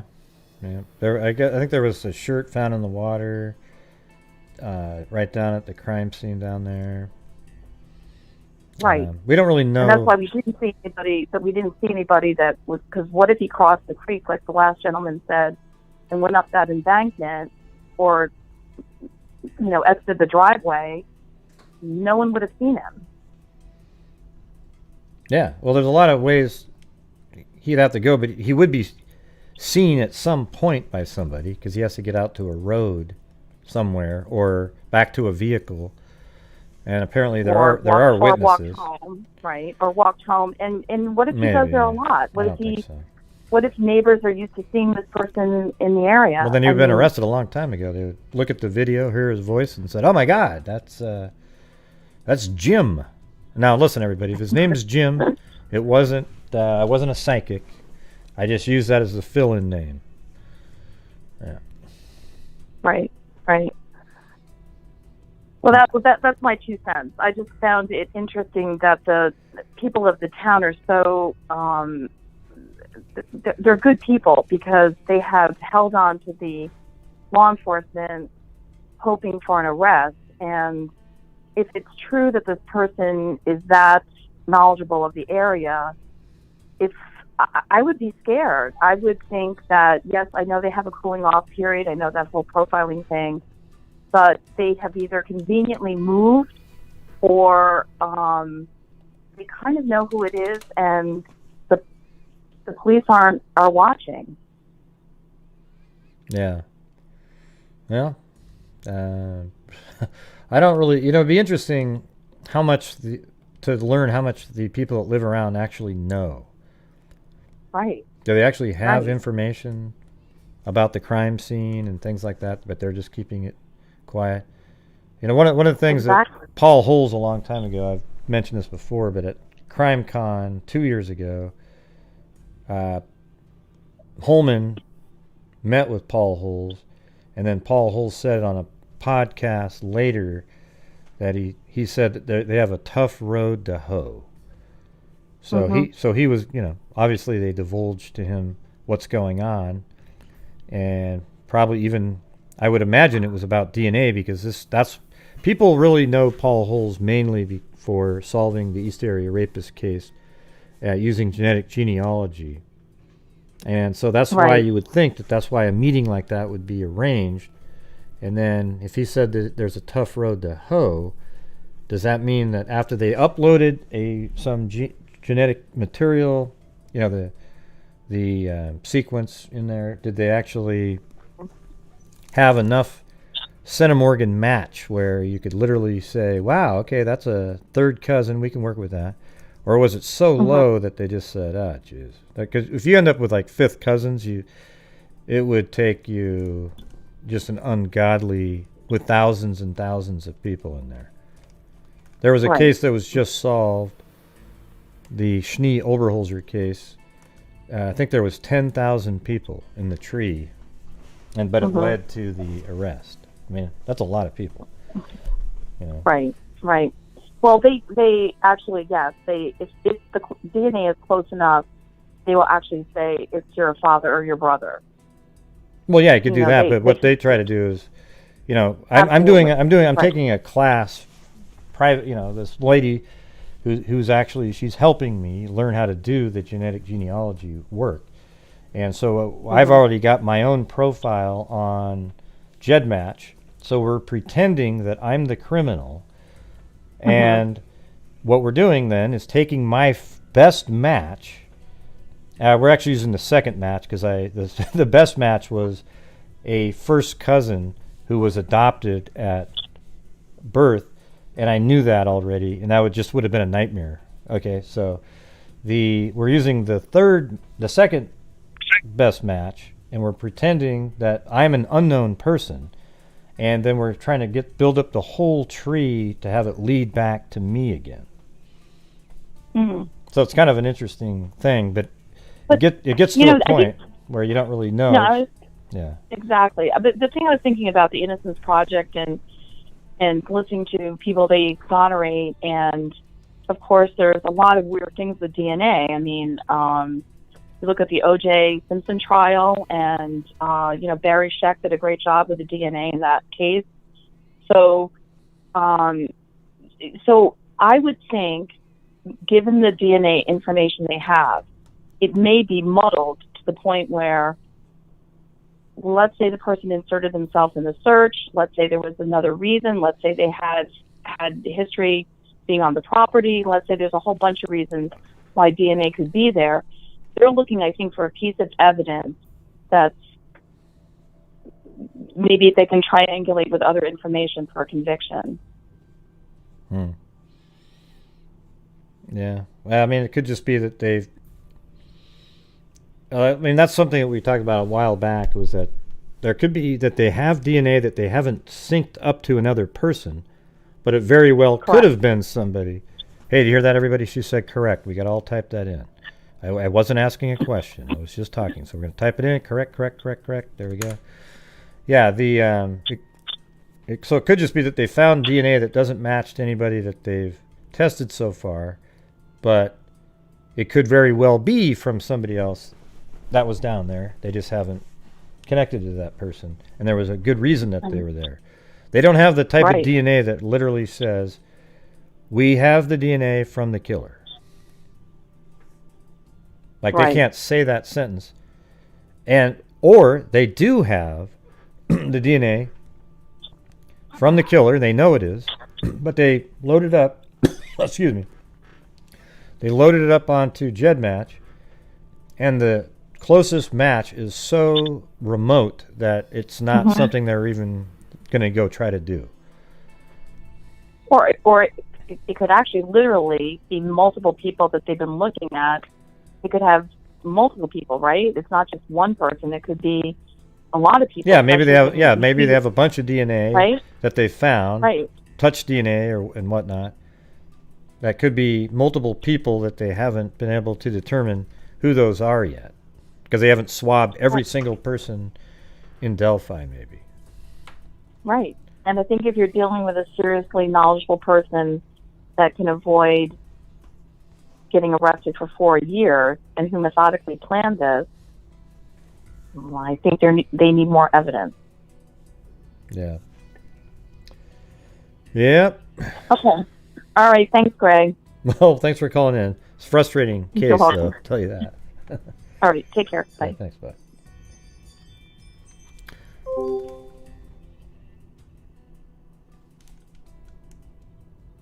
I think they might be talking about this thing here. Who knows? Jeez.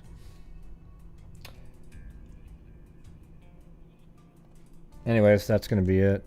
And yes, Susanna, I know that you're a woman. I was talking about like whenever we do the Delphi case, I would say that 70% of the callers are males. Have you guys noticed that?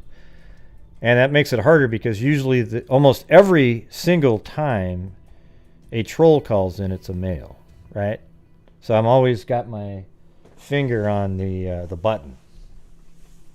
Unless then I realize who it is, then I don't mind. But anyways, I turned off the call. Yeah, I don't know why it's like that.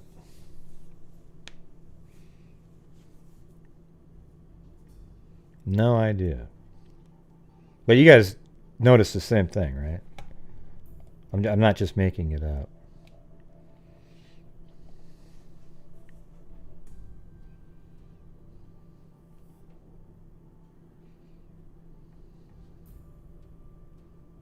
Yeah, there's just almost no girl trolls. You're right. Yeah. No, I do not have a favorite POI. I don't even have one. I think it's I don't know, man. That's how you get in the rabbit holes. It's nuts.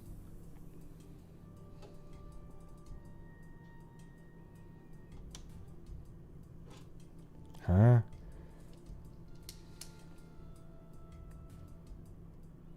Now, there's been some trolls in the chat. Yep. You know, like this Thomas Moe guy, I think. A little bit of a troll.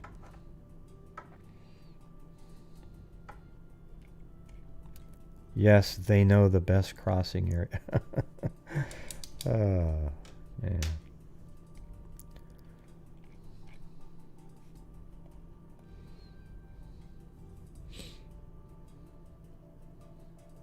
You know, when this was right here, it might have been the girls were down there and said, "Oh my God, look at the shallow. Let's go for it," and they ran. It might not have been intentional that they crossed. That he wanted to take them across right here.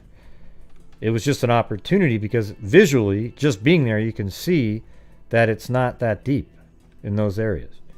And on that day, it was probably up to your little past your knee in some spots, but.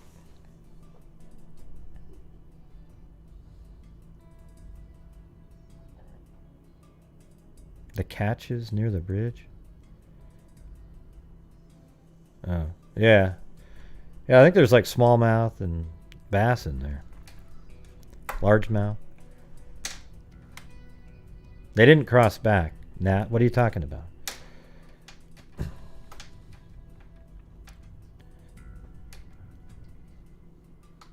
Why did they cross the creek then cross back? Who said that they crossed back?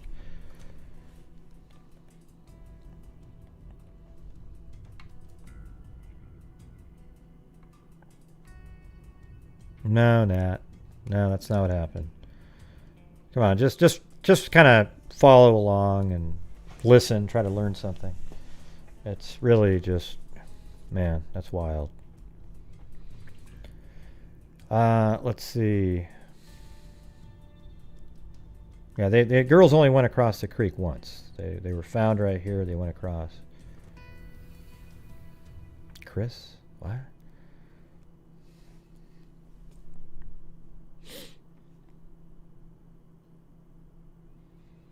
Left town, and maybe the person who knows who this is left town and as well to remove themselves. Maybe. I'm sure they probably looked into who left town right away.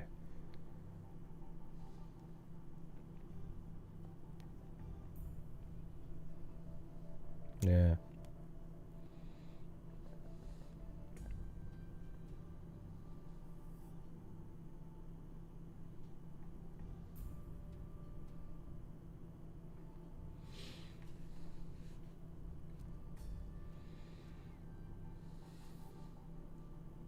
Yeah, you were looking at like who caught some fish down by the creek. Yeah. And every one of them looked like the same person, right? I already turned off the phones. I got to get out of here in a minute.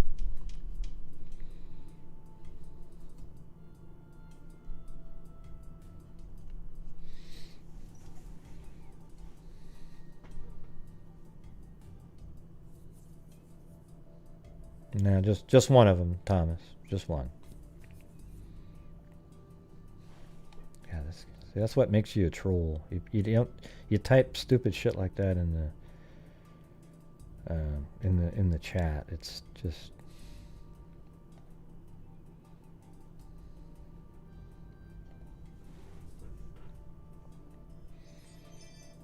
Yep, they need to give out more information. Well. No thanks.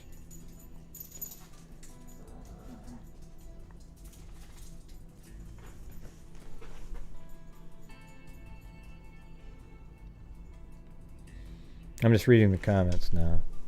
Trying to figure out. Yeah, well, next time I do a show, Walker, you should call in.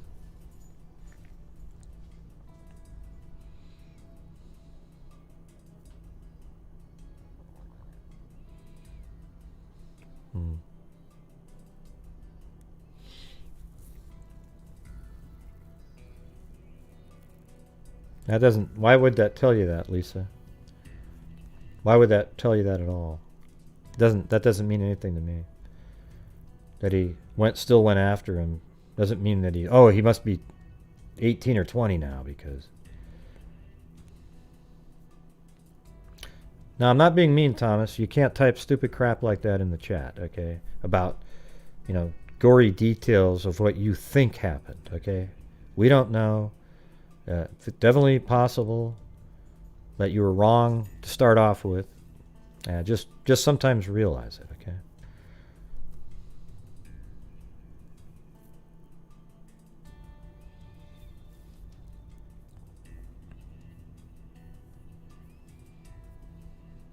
No, you don't, John. You don't have it. I'll tell you what, John. Maybe you do. What you should do is don't show up here.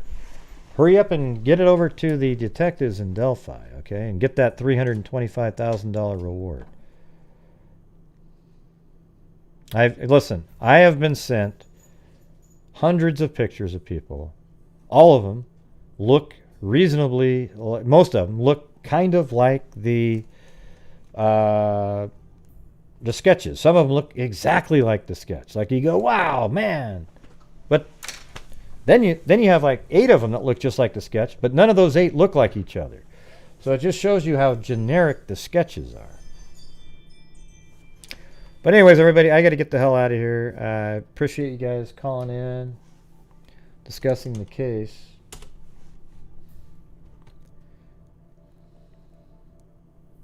Yeah, Henry Lee Lucas, yeah. Yeah, he came back from the dead. It's amazing. That guy. He's unbelievable, Henry Lee Lucas.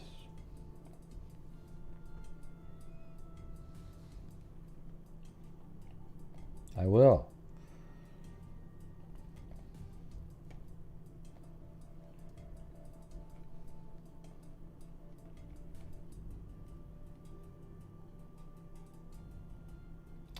So thank you to Brian Joe, Jack10250, Crystal aka Beaver Gaming Sub Crystal, Cindy Lynn, Matt Evans, Susie Heath, Wiesel Santiago, Ria Mazaron, Georgina Stoliker, 2 times in a row, thank you.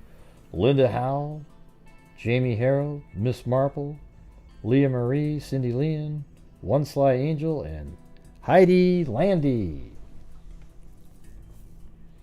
So thank you guys very much, and make sure you guys are still washing your hands, maintaining your social distancing, wearing your mask, and if you can, get that damn vaccine. We gotta stop this sucker before we get some crazier variants.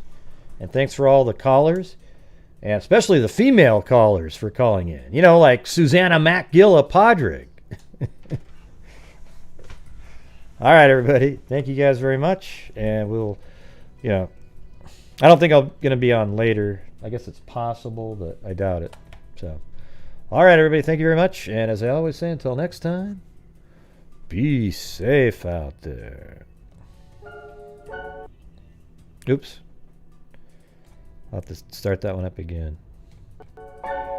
This whole time, I have not seen one person that is a crime dissector, flag rejector. I'm a certified human lie detector. Gonna get ya on a stretcher if you try and play me like an old projector. Crime sector is my nectar. Professor Gregel's gonna give another lecture. Crime collector, freak connector, and I'm always gonna be a pup protector. Fool deflector, interceptor, and I'm meaner than a spanker with a vector on his pector. With all respect, y'all, just remember I've a temper fucking check ya. I have no agenda, I'm no pretender, and I'll serve it to you straight without the blender. And in the end, I'm gonna send ya on a mission to reveal the true offender. Yeah, so I'll just get right back to work. All right, everybody? Talk to you later. Be safe out there.